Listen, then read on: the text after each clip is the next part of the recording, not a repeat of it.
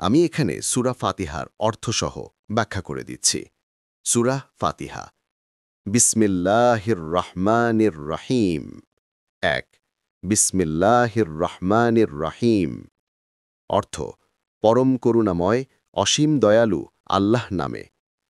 আলহামদুলিল্লাহি রব্বিল আলামিন। ২ আলহামদুলিল্লাহি রব্বিল আলামিন।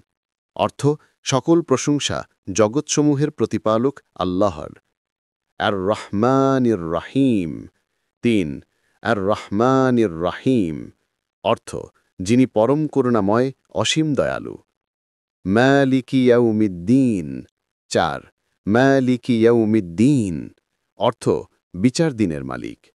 ইয়াকা না'বুদু ওয়া ইয়াকা নাস্তাঈন।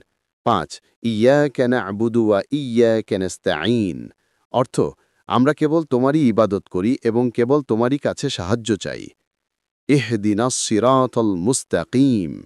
৬ ইহদিনাস সিরাতাল মুস্তাকিম। অর্থ আমাদের সরল পথ দেখাও।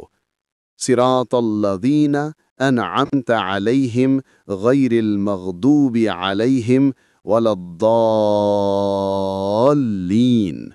৭ সিরাতাল্লাযীনা আন'আমতা আলাইহিম গায়রিল মাগদুবি আলাইহিম ওয়ালাদ-দাল্লিন।